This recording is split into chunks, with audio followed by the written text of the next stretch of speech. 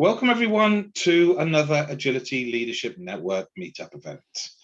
Hey Femi, great to see you. Welcome everybody who has come along to an amazing global meetup today. And we're really happy that we have Patrick Hoverstadt here to come and actually share an amazing talk with us today. Obviously, I'm here with my good friend and co-host, Ashley. Say hi, Ash. Hello. I'm gonna obviously, without further ado, introduce Patrick and obviously let him share the amazing stuff that he's here tonight to share with us. So Patrick has worked as a consultant since '95 with organizations in both the private and public sector, mainly on strategy, organizational design and change. Now, he specializes in using systems approaches for analyzing and designing organizations and in working with very large, complex organizations, including whole sectors. Now, he's written numerous research papers, is a regular keynote speaker at conferences. He's contributed to several books on systems, organization, and management, is the author of Fractal Organisation, a book on organization published in 2008, used in 7 master's programs around the world. That's phenomenal. And is co-author of Patterns of Strategy, a book on a systemic approach to strategy published by Gower in 2017. Welcome, Patrick. Thank you very much for being here and for being an awesome sport and sharing your talk with us today. Yeah, thanks for having us, Giles. Shall I plough straight in? Please do. Let's do the screen share thing then. See if we can get the technology to work. How's that doing? Can you see? Working brilliantly. Fantastic. Okay, so we had a debate when Giles and Ash first got in touch with me about what I should do a talk about, because there were kind of several options, and after some umming and ahhing, we kind of came down on this, talking about organizational agility and the work we've been doing around that. So I think I should kind of preface this by saying I don't come at this from an agile with a capital A background. So have been involved sort of tangentially in agile in various ways. Did some work with the Agile Business Consortium and so on. But I come at this more from an organization design point of view, and as Giles said, from a systems view of it. So our work on this is kind of underpinned by that. So if you came for a talk about agile with a capital A, then as in sort of Scrum and Kanban and stuff, this isn't it. So you're in the wrong room. So anyway, we'll crack on with this. What we've got. And hopefully that'll sort of fit the bill somewhat. Also, we had a chat about do we do questions during or questions after? I'm okay for either, but Giles and Ash are going to do the sort of master and mistress of ceremonies, so they're going to control the microphones, I think, and it's up to them.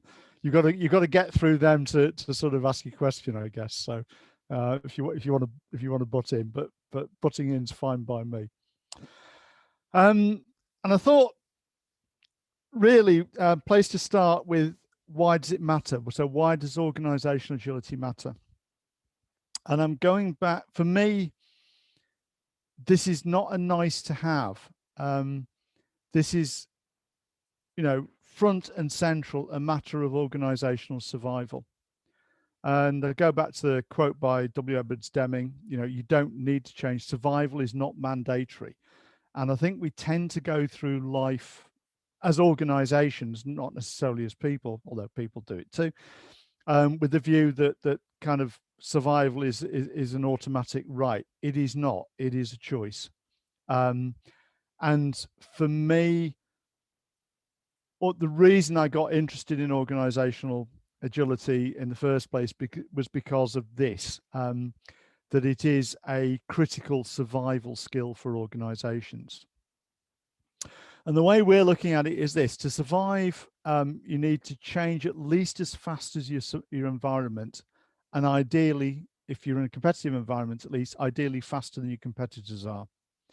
So the agility, the organization agility thing for me is absolutely front and central about organizational survival, and it's really a relative thing about your ability to change as fast as the world around you is changing. So lest you think that this is you know, sort of, I'm kind of over egging it. The S&P 500 is the 500 biggest companies in the biggest economy in the world, which is still the US. Congratulations, Ash. 85% of those S&P 500, the original S&P 500, have gone out of business over 40 years. So that's the biggest companies in the biggest economy in the world, and 85% of them have died. So this is not, they're no longer in the S&P, this is, they are no longer in business. Of the top 1,000 companies in the world, half lost 20% of their cap value in a 1 month period, sometime over a decade. So this level of, that's the ones that survived, and a hell of a lot of them didn't.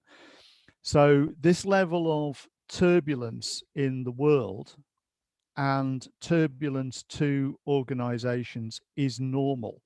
You know, so we witter on a lot about this in the context of COVID or an economic crash or whatever the latest sort of headline thing is, but this is absolutely normal. This is going on all the time. 35% of fatal strategic risks came from a direction that the organization didn't even think to be looking in. So you kind of got to be looking where the lions are, not where the lions are not. And again, part of what we're going to be talking about, or I'm going to be talking about in this, is that where you put your attention as an organization. The model I'm going to walk through is based on a bigger systemic model of organizations called the viable system model, which is the best predictor of organizational survival or the ability to survive a crisis. So it's got a 71% confidence for that. So a mate of mine did a piece of research correlating organizational survival against how compliant with the kind of strictures of that model are, and that's the figure he came up with. Looked at 138 companies. So there's a really, really good both theoretical and empirical basis to the stuff that I'm talking about. Yeah. The model that we're using for agility is sort of extracted out of that, and it works. I hear a lot of stuff actually in this space, sort of around the fringes of agile with a capital A. So I think one of the massive services that the agile movement has done to business is kind of raise the issue of agility in the broad. But I hear a lot of discussion around this, which is basically just around, oh, you need to be more agile. And in a lot of cases, that's true. I mean, organizations kind of do need to be more agile. But I'd argue that it's not just that simple. There is a tension with efficiency. So for pretty much a generation, maybe 2 generations of management thinking, we've had a kind of fetish about efficiency. And efficiency is basically stripping down the organization to the absolute minimum in terms of resource to do what it needs to do.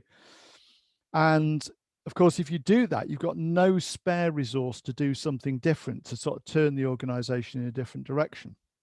So there is a direct tension between the need for agility and the need to be efficient. These are fighting one another all the time. I mean, again, I think one of the massive things that the agility movement has done is raise that awareness of the need to be more agile. But it's not just you can be more agile, because there is a penalty for that. The other two things the other thing I want to sort of I'd like you to keep in mind is this split between strategic agility and operational agility. They're not the same thing. So for us, strategic agility is the ability to respond to kind of seismic shifts in the environment. And operational agility is about the ability to absorb short-term fluctuations. Well, this year we'd like it, we'd like it in green rather than pink, please. And can you adapt to that? That's operational agility. Or, can we have it with 3 extra whistles on, or whatever. Strategic agility is the market is shifting, or there's a huge new competitor on the block, or something like that. It is our whole world is changing.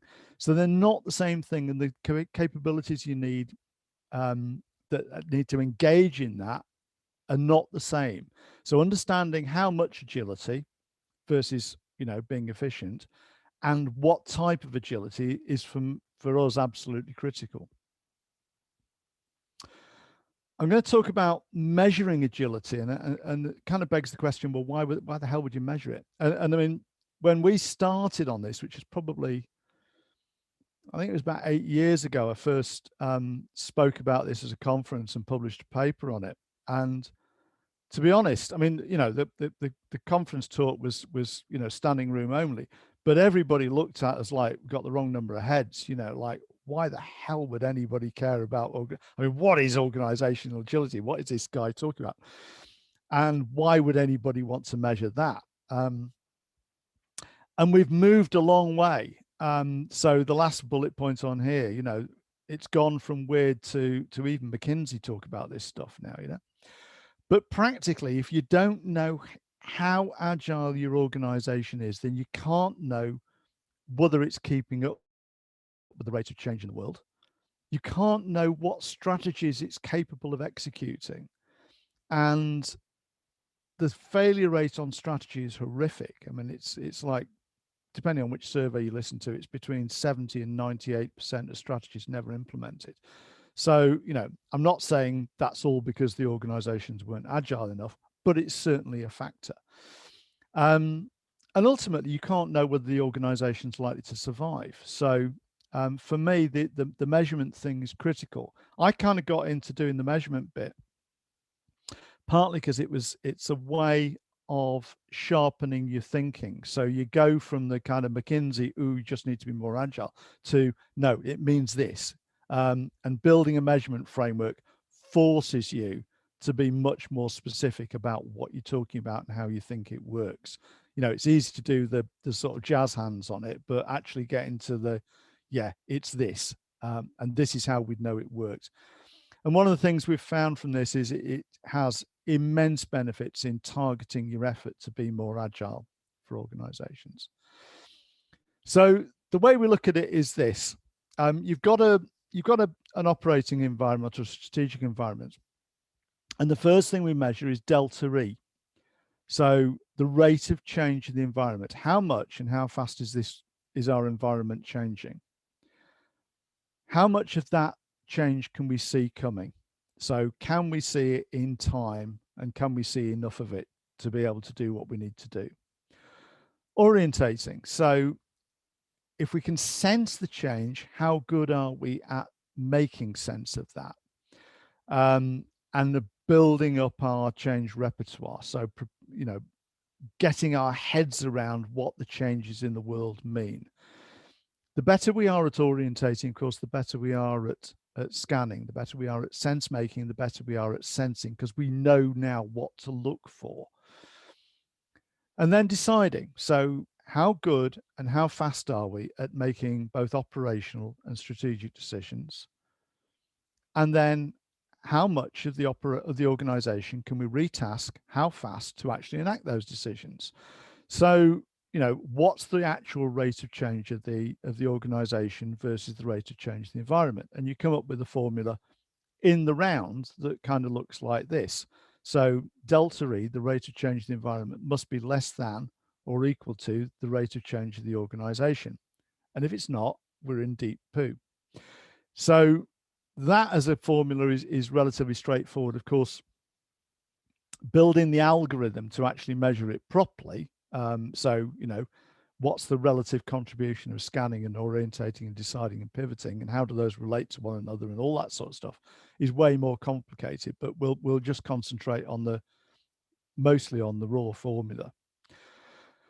So if you can kind of get your heads around this, it's all about the differentials in the rates of change for us. And the question really comes down to then, if we need to up the agility of the organization, what does that look like and how do we do it? So if I just pick one bit of that to start with, because I think this will kind of help in some ways. I'm not going to go through the whole how we build up the measurement structure, but if you pick the pivoting bit, the formula around that is around how much free resource we have and how free that is. So the level of autonomy for that free resource, and that compared to how much of the organization's resource is actually constrained to do what it's already doing and how constrained it is. So if you can think about this as a bit like a vehicle that's sort of, it's got its momentum, it's traveling in a direction and you want to turn the corner on it. It's how much energy you can get moving in the other direction versus how much of it is just carrying on in the direction that it's going in. And to make that really practical, if you think about waterfall and agile in project management terms with this, you take a waterfall project of 1,000-person days. The momentum is everything that is not that discretionary resource. So the discretionary resource, might be 100 days that we hold back as a contingency. Everything else is locked into the plan. So it is heading in a direction. Conventional project management, autonomy is kind of screwed down to the minimum. So there is some, but traditional waterfall approaches, you constrain everybody to, work to the plan at the, on pain of death, really. And if you run those numbers through the formula, you end up with a figure that looks like this, 0.012. Yeah. So the amount of free energy times the level of autonomy divided by how much of the organization's energy is constrained and how constrained it is. You tackle the same project in an agile way, 1,000-person days. At any one time, you've only got the size of a sprint, maybe 40-person days locked into a particular direction. The rest of it is free to move. At the start, that's 960 that you can take in a completely different direction. It goes down through time as you work through the project. But it's still more than we've got in the waterfall. Autonomy is much higher. It's not a complete reversal. So you haven't kind of got a 90-10 split, but it's way, way higher than it is in the waterfall, and the difference is this, that we've actually got something like, in this part of the formula, we've got 3 orders of magnitude more agility with the agile approach than we have with the waterfall. So I think you can see some of how the measurement approach shows why different management approaches work in particular ways to create or reduce the agility of the organization.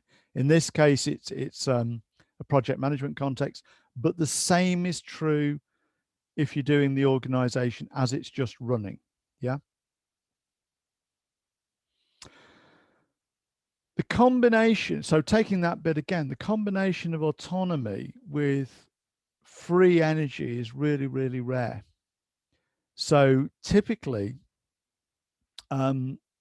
we give autonomy, or management teams will give autonomy to business as usual. So the stuff that they know what it's doing and it's reasonably reliable, and then you give it autonomy, which is actually almost useless. I mean, it's nice, people like it, but it's not effective in creating agility.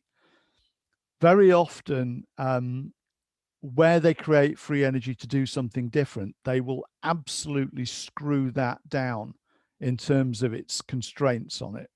Yeah. So we've just got this at the moment with the Ministry of Defence, who are creating a new, or thinking of creating a new unit to be kind of super agile. I mean, it's a super, high-end research unit. It's a research unit for their research unit. So it's like quite kind of out there. And there's a big debate going on in Parliament, which is basically about, well, we don't want them just going off and doing anything. Yes, we do. No, we're going to put constraints around this and actually screw down what they're able to do. This is how you end up killing organizational agility. So typically people get this absolutely wrong.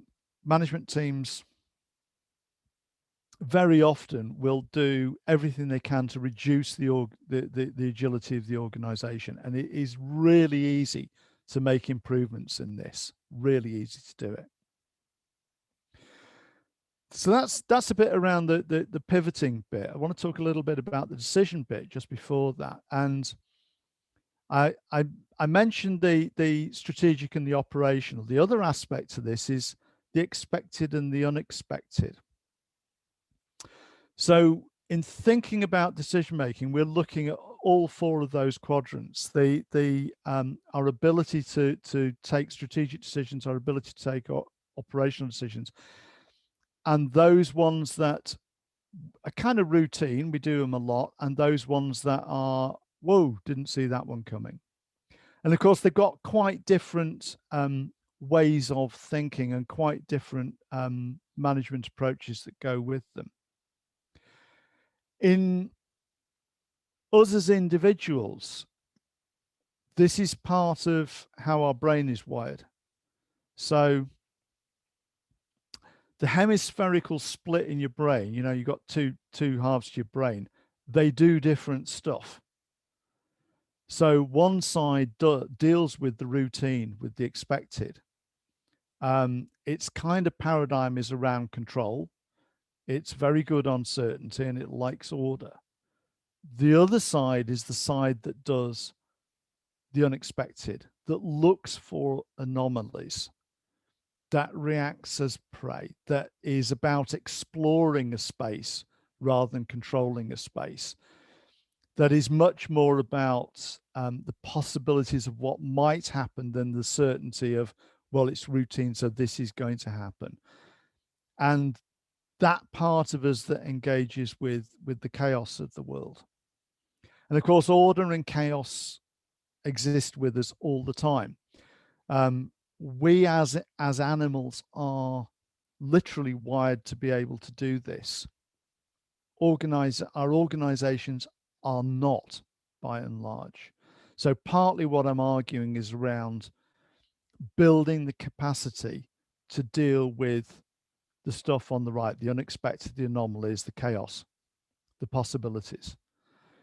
Because most of our management regimes for the last 50, nearly 100 years have been around the expected, the routine, the certainty, the order, the control.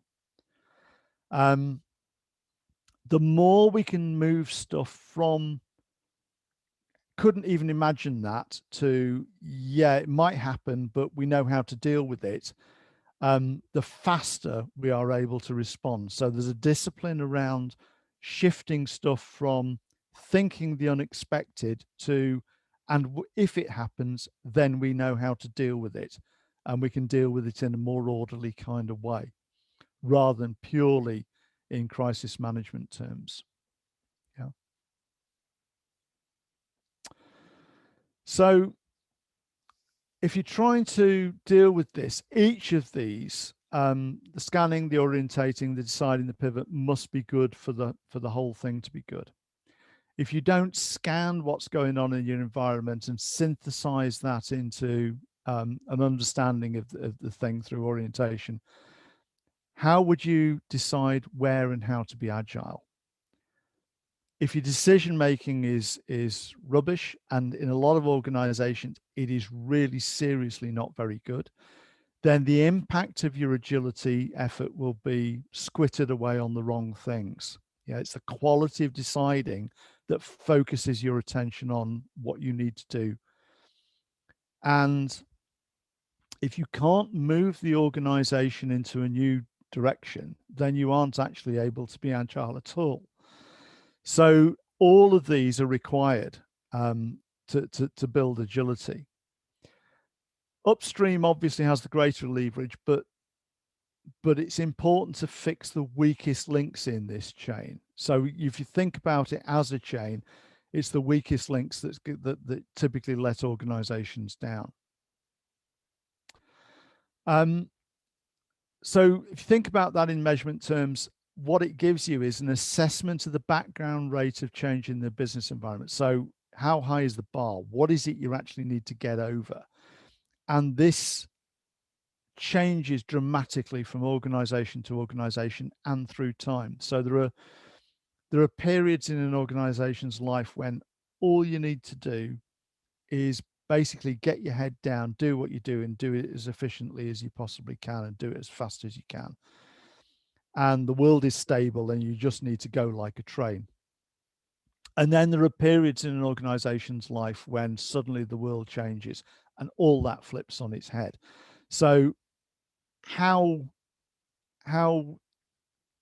changeable your environment is one of the biggest things, and that getting a grip on that's really, really important.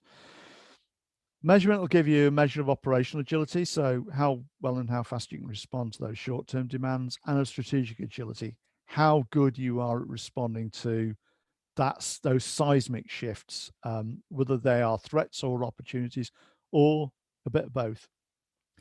And it gives you a kind of diagnostic on, really, if we focus here, that will have a disproportionate effect on raising our overall agility, and recommendations on the types of intervention that could help do that. Just want to run through a couple of cases. So the first one's an IT company. They'd done Agile and DevOps like forever. They had a really, really quick operational cadence, and they were really good at both Agile and DevOps. Historically, they'd spent a lot of time and effort and money on R&D. They had been in a reasonably stable context, but suddenly the world was starting to change, and they were living in the ecosystem by one of the kind of the leviathans of the IT world, and this leviathan was starting to thrash its tail around. So their world was suddenly becoming extremely unstable, and they need to reposition in the marketplace. And my second case is pharmaceuticals. So I just want to take you through some of the findings from that. So the first one really is around this, the assessing the required agility. Apologies for the size of the lettering. It's probably not as clear as it could be. So this is the rate of change in the environmental threat, top bar, the environmental opportunity, and the combination of how fast overall the environment's changing. And bottom bar is operational agility. And you can see that the operational agility pretty much matches the rate of change in the environment. They were astonishingly good at, if customers said they wanted it with 3 extra whistles on, they could turn on a sixpence and do that. They were fantastically good. And that was the power of them in an Agile and DevOps kind of way. And they were superb at doing that. In terms of their strategic agility, they were almost nowhere. So they simply could not match the rate of change in their environment, and it was way higher than they could measure, they could cope with. They had made the mistake that I think a lot of organizations make, that greater operational agility is the same as strategic agility. And of course, the problem is that if you lock in autonomy at a team level, so if you max out on autonomy at a team level, it's incredibly difficult for senior managers to then pull together enough resource to head the organization off in a different direction. So getting that balance right is absolutely critical, and they were way out on the balance of it. in terms of the quality and completeness of their of these things. So this is scanning, orientating, the quality of their models, the use of those models, and the overall effectiveness of orientating, and the quality of their decision making. Nothing in that list came over 50% in terms of the quality and completeness of it. So massive scope for improving all that. In terms of time, their sense making, so getting once something, an issue sort of heaved over the horizon, it could take them up to 2 years to make sense of that. And I see Giles pulling a face. It really did take 2 years, Giles, for them to make sense of that, you know, and that's not that unusual. Complete decision cycle from something coming over the horizon to actually working out what to do about it could take 3.5 years. In one case for them, it took 4 years. Now you can see that it's not that hard to massively improve this. So, you know, you can get down, if you effectively, if it takes you 4 years to decide about something, clearly that's way too long because the world is moving faster than that. If you can't do it in under a year, you certainly can't do it in 4 years. You know, realistically, the decisions they needed to take, they could take in a month. If they'd really had to, they could have done it in a week. But certainly, you know, not that hard to get it down to a month or two from 4 years. So you can see how they, you know, they weren't actually aware of how long it took them to do this until you actually sit down with them and go, how long did it take to get from here to there and why? And, you know, what were the steps on that? As soon as you get that focus on it, you can start to go, right, well, can we speed that up a bit, please? Because, you know, the world is going to come and bite you in the backside otherwise. Case 2. And just on that, I mean, don't forget, this was an incredibly smart bunch of guys. I mean, really absolutely razor sharp, these guys. So this is not that unusual at all. Case 2 was a pharmaceutical organization. And first thing, I'm not going to go through all the results, but the first thing I want to draw your attention to is this. So we measured organizational strength, the overall fitness of their organization across a number of departments. And this is the rate of change in their environment for those departments. And there's a really strong correlation between the rate of change in the environment, this, and organizational strength. So it's rare in any management discipline that you get a correlation as tight as that. So it's a 0.91 correlation. You don't get those. I mean, we were astonished it came out that tight. There's roughly a 2-to-1 ratio. So for every 10% increase in the rate of change of the world, they got a 5% drop in their organizational strength. So their actual, you know, how well we work as an organization. Typically, of course, you tend to, you know, the natural thing is when you see bits of the organization that are weaker than others, you tend to say, oh, well, that's that's the management team, that's the leadership. I think the thing that came out incredibly strongly for us was a major driver of that is that just they are in a bit of the world that is changing too fast for them, and they are fighting to keep up with that. The only way you really restabilize that is by being more agile as an organization. So it's that gets you back ahead of the rate of change of the world. Now, I mean, this would be an epic finding if we had a statistically valid group, but we haven't. We've only got a handful of cases. Otherwise, this would be a kind of major management science finding.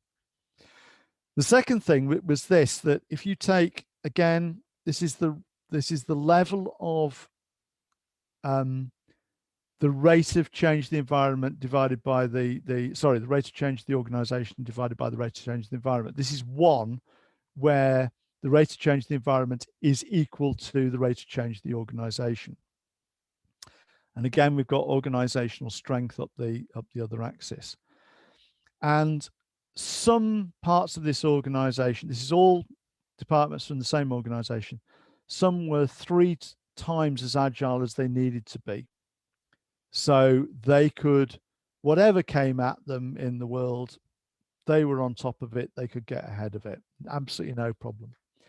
And we've got others that are 0.02% of the agility, and they are so floundering. You know, stuff is coming at them way faster than they can respond to it. And that is not a happy place to be at all. And you know, the difference in how they are seen internally to the department and by the rest of the organization kind of reflects that. Everybody knows the ones that are struggling. What mostly they hadn't realized was that it was to do with this, you know. Partly it's to do with the rate of change of the environment, which we've seen. Partly it's to do with how agile they are as teams. So it was a critical, you know, even at a department level, not just a, you know, S&P 500 level, but at a department level within this organization, it was critical for survival.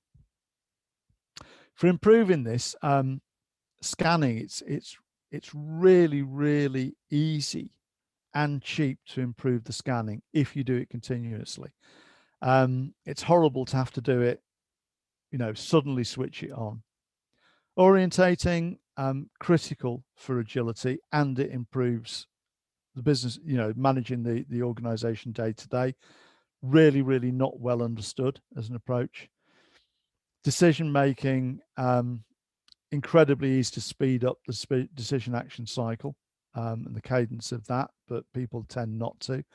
And it's relatively easy to improve the quality of decision making just by feeding in better and more balanced information. So getting it from years to months is not at all hard.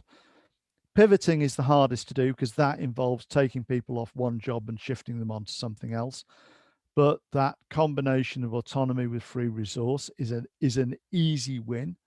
And even with really, really tightly constrained organizations, we've put up their ability to pivot by 30 times within a year. So it's not that hard to improve stuff, you know. Patrick, just a quick question from Simon or Simon. Sorry if I'm saying that wrong. What's the aim for the delta ratio? Should they aim for 1? I would aim for more. Okay. Not necessarily for 3, but more. I mean, you know, 1, you're kind of okay. Below 1, you're kind of not. It depends whether you like walking on the edge of the cliff. Yeah. I mean, some people like walking the edge of the cliff, in which case, fine. You know, if you like doing high wire, 1's fine. But otherwise, if you prefer to move a little bit back from the edge of the cliff, a bit more would be good, wouldn't it? You know. But there's a penalty. You know, you're less efficient. Yeah. So if you want to improve the delta read, the only thing is doing strategy well. There are loads of things for improving scanning. So strategic foresight, radar. Big one is, you know, loads of people in your organization know what's going on outside, but we don't. We're pants at kind of networking that information and pulling it together. Improving orientating the models in that will improve your scanning. Orientating, so scenario planning, models the environment, all that stuff helps. Deciding, so better strategy approach, war rooms, portfolio management, which are about where you allocate stuff. Design of your information system, decision rights, decision architecture, all that stuff helps. Team development, massive. You know, the amount of time that the quality that goes down with poor team dynamics is huge.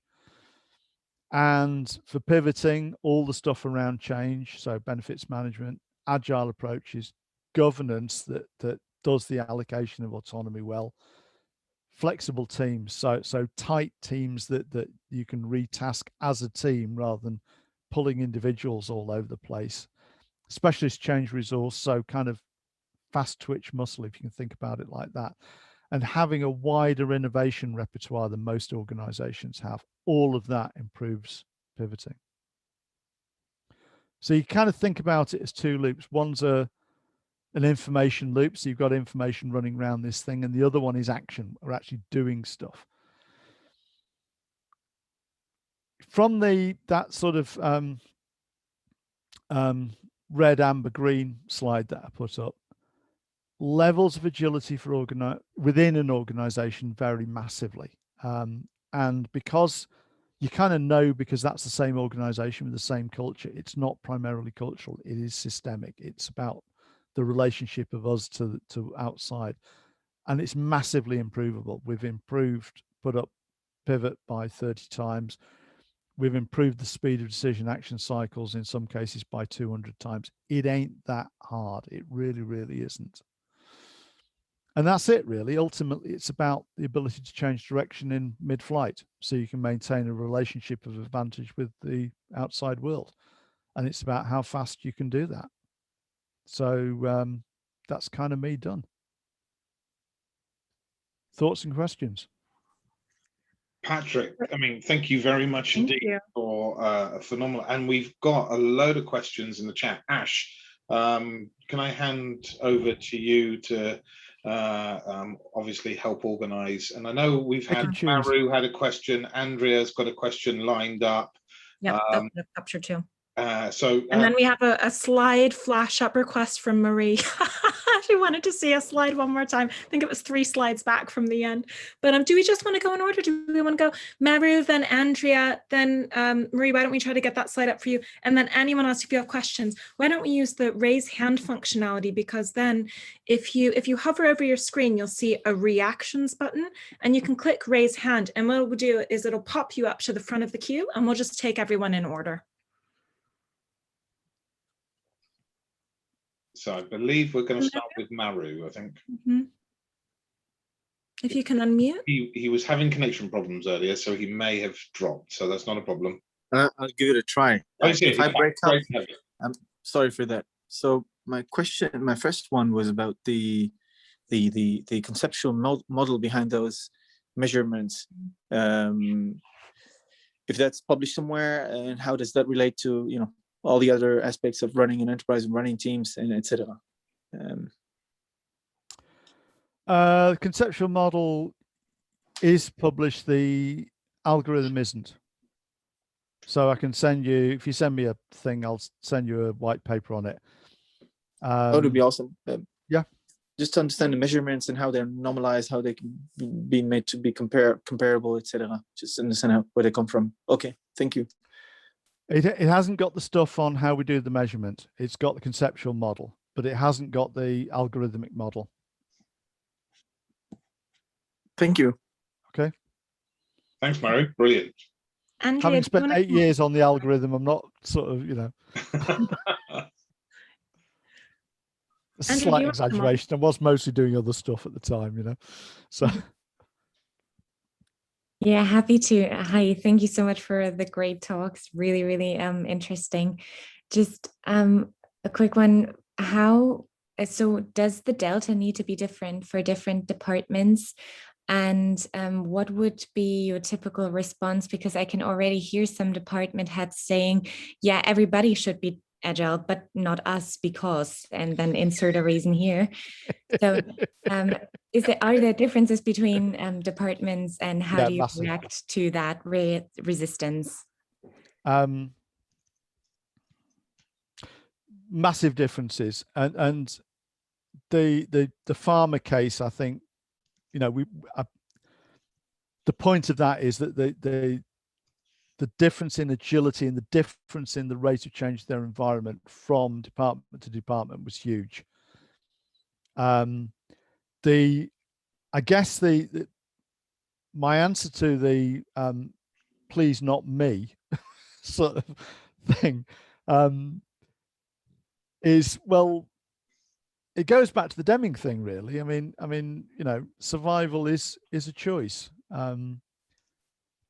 Our experience is that you know, it doesn't. Ultimately, it comes down to that. You know, if the world keeps changing and you don't keep up with it, then you die as an organization. That's true of departments too. On the way, if you are not on top of those changes, it hurts like hell. So, and you will suffer as a manager. So not only will your troops suffer, you will be seen as a personal failure if you are not actually getting ahead of that. So it will, rather it being seen as a consequence of being in a particularly turbulent bit of the world, it will be seen as, wrongly, but you know, tough. It'll be seen as a failure of leadership on your part. So you know, that's your choices, really. Get on top of it, or pay the penalty for not getting on top of it. You know. Good. Thanks, Andrea. Thanks, Patrick. I think next up we've got Rochelle. Hello, everybody. Oh, great talk, Patrick. Thank you so much. I'm studying or getting into habits and positive habits that lead to things like psychological safety. I'll put that in quotes. And also cultural change. And I'm just interested, I missed the first 5 minutes or so. I do apologize, but that was the good bit. Yeah, was you, that was a good bit, yeah. So, what kind of role did that play in any of this working? Because you're talking about optimized teams. Everything you said made sense after you said, and it was obvious, but I'd never thought of some of it, which is very interesting. But the approach of using the same team to keep it cohesive, and yet have a variety of skills, and obviously interacting and bonding and stuff. You've kind of spoken about elements of psychological safety, but does that map onto any of this at all? I think it does, but we haven't done it explicitly, Rochelle. So, I mean, certainly the teams thing, I think, plays in two very obvious ways. One, if you've got teams who understand how to work together, it's way easier to sort of retask them as a team. You know, I've seen organizations where basically they had to do something quite quickly, and they threw spare bits of resource that they had lying around,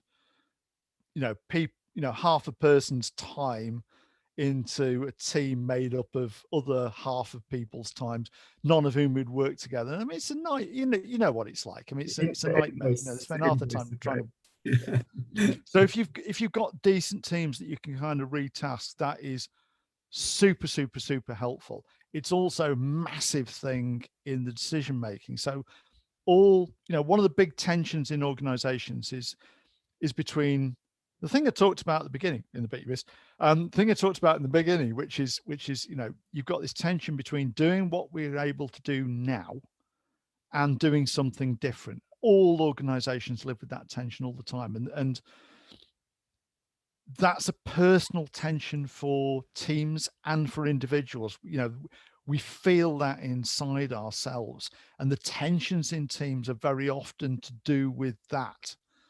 And it kind of gets played out through the dynamics of the team. So that organizational tension is placed on particularly senior management teams or management teams, and they live that, they're in a kind of family therapy way. You'll get people who will walk into championing the need for change because it needs to be championed, and people who walk into championing the need for doing what we need, keeping the wheels running, because we need to do that too.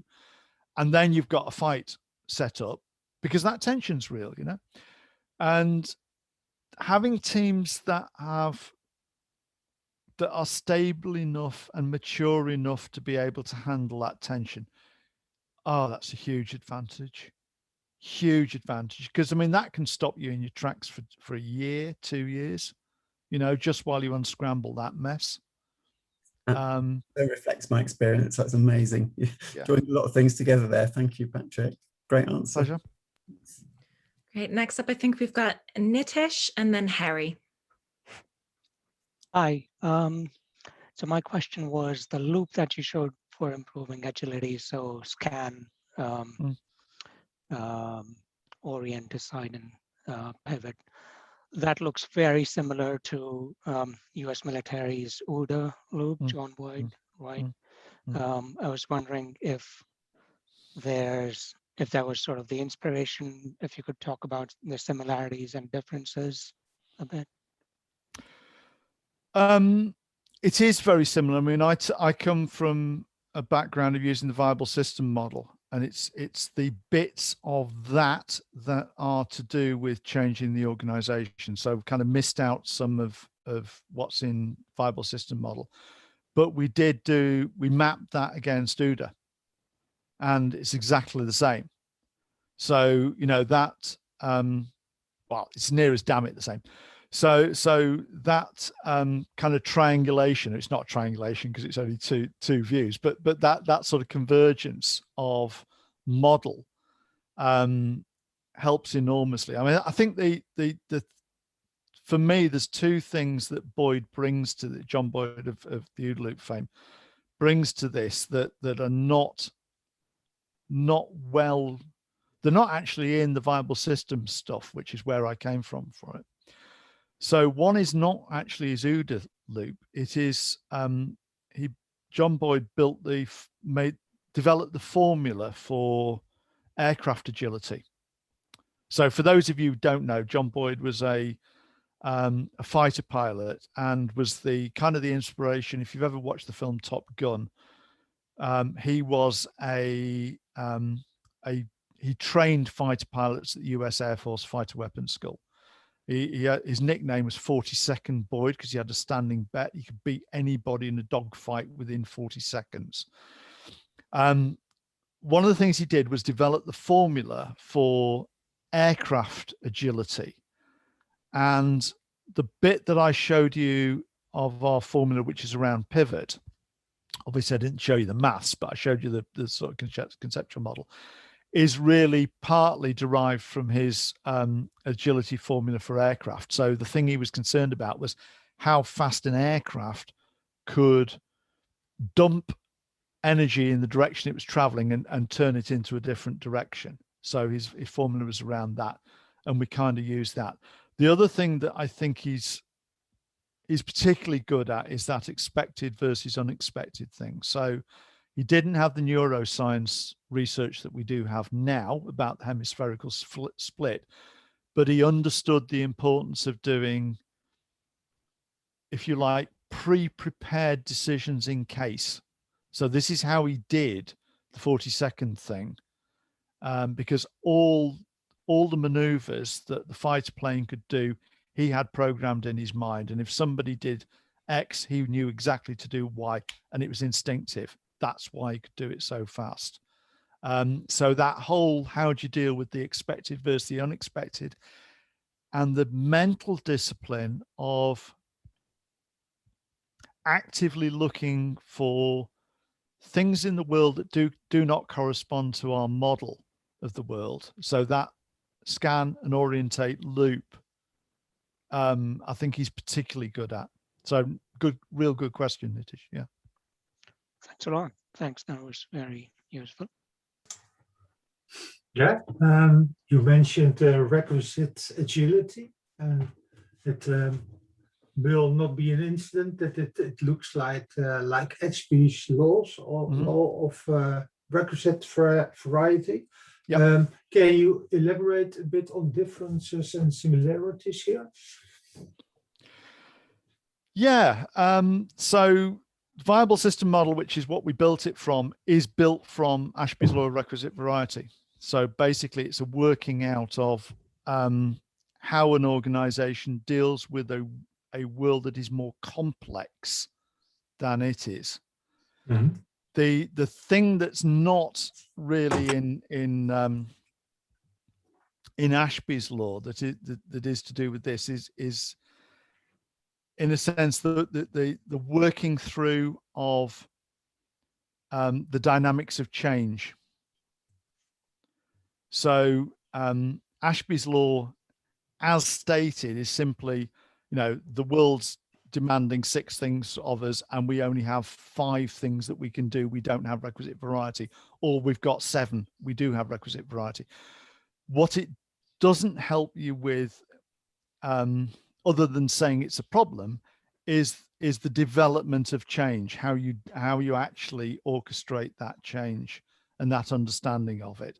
So there is a very close relationship there, Harry, but it's not quite the same thing. Yeah. If that makes sense. Okay.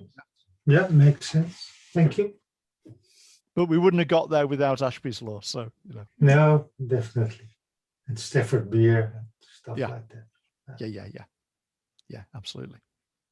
Right. I'm not seeing any other hands raised. And Giles, I've not seen any other questions not answered in the chat. Have you? Oh, except Marie's slide, but we might try to get the slides out actually. Patrick, we've had a lot of curiosity and desire to see the if you can share the slides. Do you think you'll be able to make them available? Yeah, I'll do it as a PDF if that's okay. Great. Okay. And that's all the algorithms, is it, Patrick? All of your research. Sorry? You're going to put all your research in there for us, are you? Because we're special. So not. Even with the ukes on the wall, no. I'll try another approach, darling. Who else has a question for Patrick while we've got him here with us today? I'm sure there's other people who... I would have one. Mario, please feel free. Please, always, sir. My question to you is, Patrick, what is the next steps? What are the next steps? For me or for you? Great question. Good point, because I'm finding it hard to resist my temptation to go down the research and try to see what I can validate about that, what experiments I could run. But for you, that's how I meant it. Okay, so commercially, we've got this as a tool. So if anybody wants to use it with a client, give us a shout, and we, it's like a psychometric. We can do it as a kind of black box thing.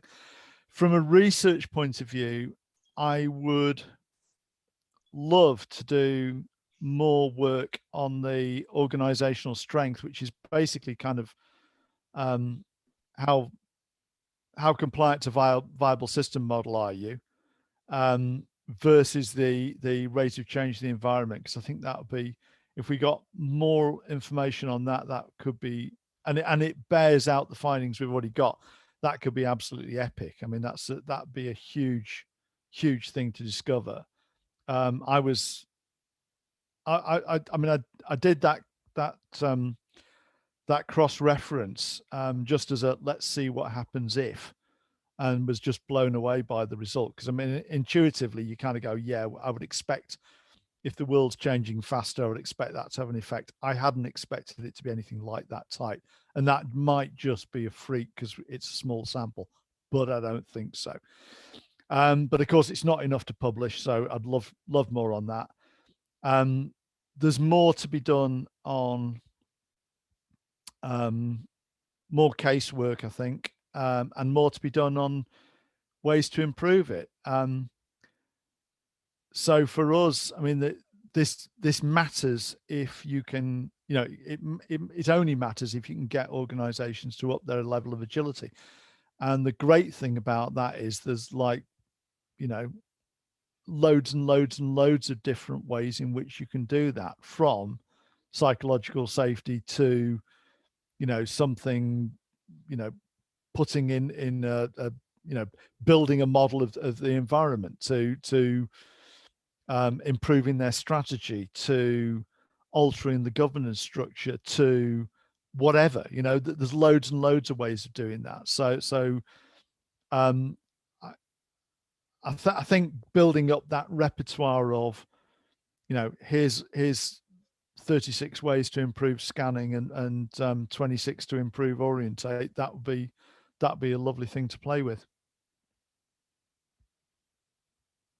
But I'm open to suggestions, Mary, Yep.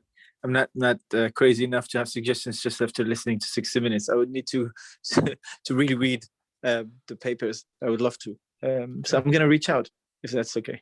Yeah, of course.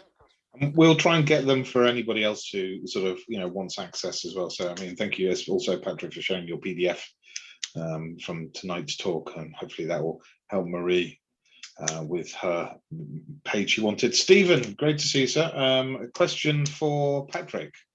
Yeah, hi, Patrick. How you doing, Stephen? Hi, how are you doing?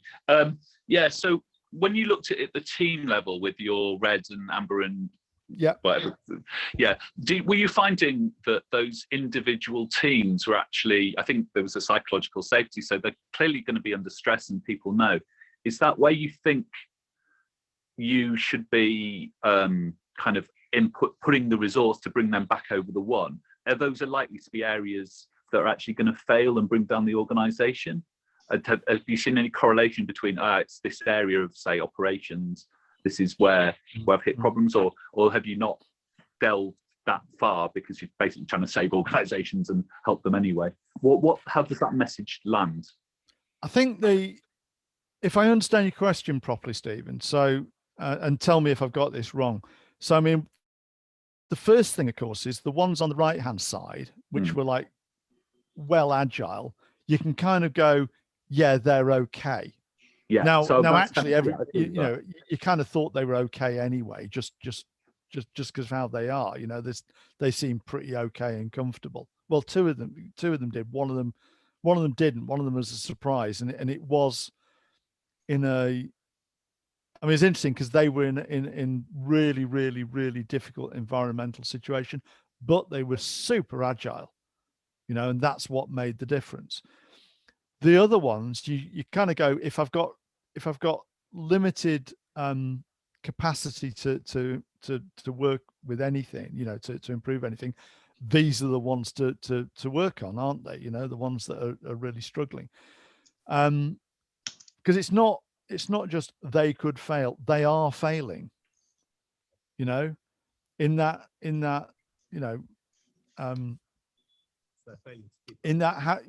as Harry mentioned with requisite variety, they are not matching what's being chucked at them, which means they are failing on a day-by-day basis. And the toll of that is personal, departmental, organizational.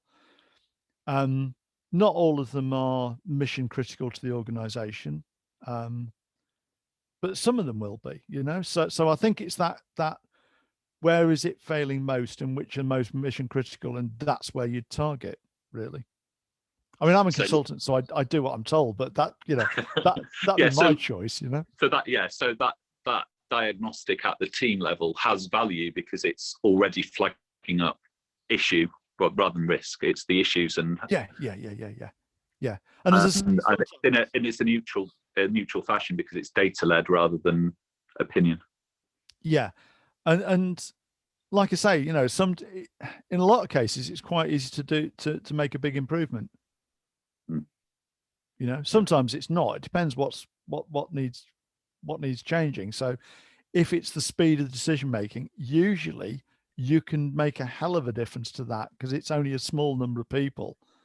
If they want to do it, they can do it. You can usually speed up decision making dramatically. If it has to do with the ability to switch resource, the pivot bit, that's much harder. Yeah. Okay. Thanks, Patrick. Yeah. Cheers. Yeah. All right. I think we've got one more question in the mix. Andrea, I see your hand has just gone up. Yes, sorry. So just because we were talking about departments again, I was just wondering, because it begs the question when different departments have to have different levels of agility, and let's just say there is a department that doesn't need to be that agile and they're just meeting requirements, but other downstream departments are dependent on them and they have to be way more agile.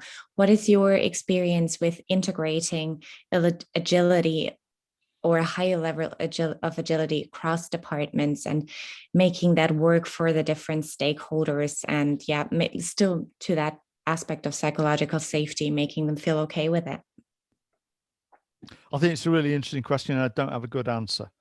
So I think one of the things that's kind of exercising me at the moment, and this is not just true of the agility thing, it's true of we do quite a bit of work modeling business ecosystems, and you can kind of think of that as different parts of the world spinning at different rates, and suddenly bits of it will speed up.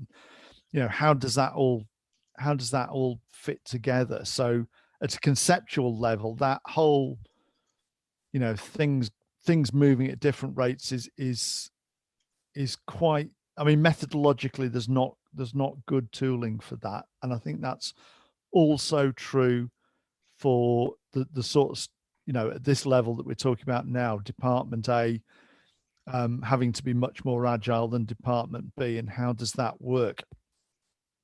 I think in a lot of cases, the slack in the interface is taken by people. So, or not, so that's where the cushioning is done.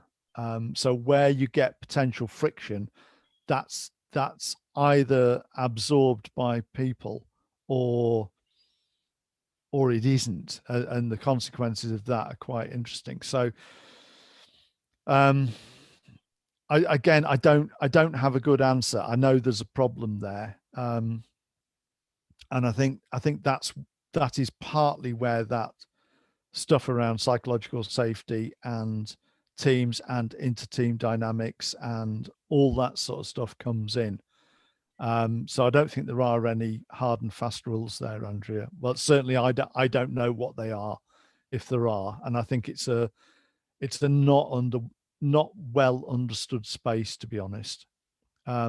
So back in the day, I cut my teeth as a consultant, decades ago on, when lean was first coming into the automotive industry in the UK, and there were massive issues around exactly the sort of stuff you're talking about, but it was dealt with mostly at a process level, because you were talking about stable production, and it was much easier to do from a process point of view, where you haven't got that stability that comes with that. When you're in a change situation, it's an absolute killer. So most transformation projects that I've seen that fail because of that different parts of the organization are changing at different rates, and it kind of shatters the glue, it shatters the joint between them. And the trick there is to find a way of managing the interfaces such that, Department A can change at the rate it needs to without screwing Department B up totally. And that I think does come down to people doing that negotiation of the relative positions of those departments and managing that across the boundary. But I haven't seen a good rule book for that. Yeah, I've seen a couple of change methodologies based on it, including one we've developed based really purely on that, and having the management of spare resource. And there's one by a mate of mine, Pete Kavalek, that used similar kind of techniques, and again comes from a systems background. But in terms of how you actually do that negotiation across the boundary, I don't think I haven't seen good stuff on it, to be honest. Thanks, but there were great points there that you made, so thank you very much for that. Brilliant. Thank you. Good question. Yeah, I was going to say, brilliant question. Thanks for raising that. Do we have any last questions for Patrick as we begin to think about wrapping up for today? Is there any last questions? I've got to say, the chat has been awesome. Lots of amazing stuff going on in the chat. Lots of very inspirational things. One of the best talks we've had. Very inspirational. Oh, that's sweet. Exactly. Yeah. So lots of really nice feedback going on in the chat as well, but also some really good salient points. And I hope obviously we will get your PDF to share with everybody. If no one has any further questions, I'm going to pass. Yes, don't forget to save the chapter. I will, Harry. Thanks for reminding me. I'm going to pass it over to Ashley, who's going to share a bit more about what is coming up. Great. Thanks, Giles. And thanks again, Patrick, very much for that awesome presentation chat.